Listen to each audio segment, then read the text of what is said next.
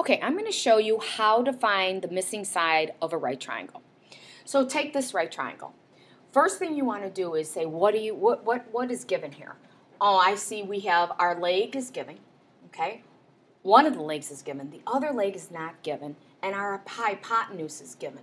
And how do we know that 12 is our hypotenuse? Remember, it's across from the right angle, and it's always our longest side. So we're missing a leg. So what we want to do is take our Pythagorean theorem formula, the square of A plus the square of B has to equal the square of C. Okay? And so all we're going to do is just plug in. So we have 7 as our one leg, and we're going to square it, plus we don't have the other leg, which is B squared, but we do have our hypotenuse, which is 12, and we square it. We know that 7 squared is 49, okay? And we know that 12 squared is 144. So remember, what we're doing is we want to get our variable alone. So what we're going to do is we're going to subtract 49 from both sides to isolate the variable.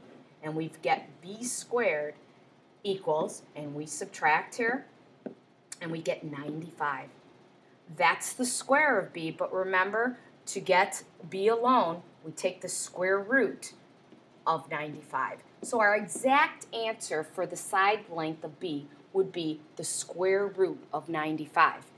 But sometimes we want to get a better idea what is that length, and we could round it. So why don't we know square root of 95 is an irrational number.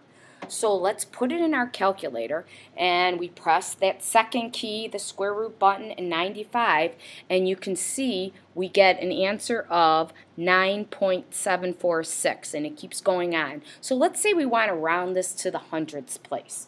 Well, when we round to the hundredths place, we want to put one more number after the hundredths place to see if we round up or not.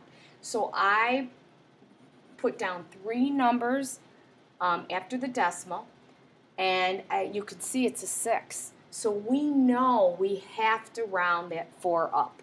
So because 5 or more raise the score. So our estimated answer is 9.75 units. So our missing length would be square root of 95, which is about 9.75 units.